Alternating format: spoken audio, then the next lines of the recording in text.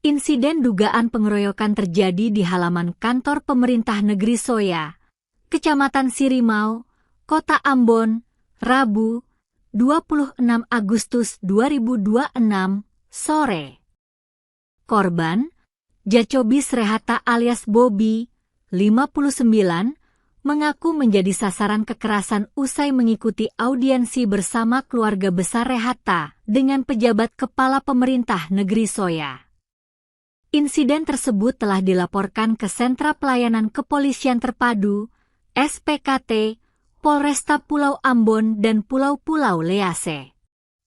Laporan korban diterima polisi dengan surat tanda penerimaan laporan, STTLP, nomor STTLP B8537/2026, SPKT Polresta Ambon, Polda Maluku. Tertanggal 26 Agustus 2026 pukul 16.55 WIB.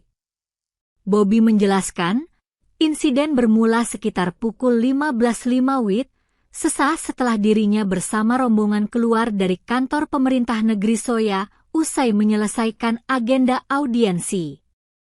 Namun ketika hendak meninggalkan lokasi, rombongan mereka dihadang oleh sekelompok massa yang diduga berusaha merampas baliho yang dibawa Bobby. Saya dan rombongan baru keluar dari kantor pemerintah negeri Soya setelah audiensi.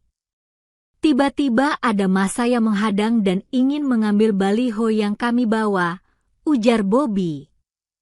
Situasi kemudian memanas setelah terjadi adu mulut.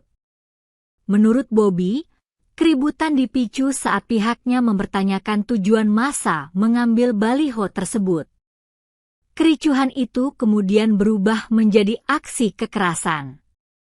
Dari sejumlah terduga pelaku, 3 orang yang telah dilaporkan yakni Andre Rehata, Cliven Rehata, dan Herman Rehata. Akibat kejadian itu, Bobby mengaku terjatuh ke tanah dan diduga diinjak oleh sejumlah orang. Korban mengalami luka lecet pada bagian dahi, bengkak di area wajah, serta mengeluhkan rasa sakit di sekujur tubuh.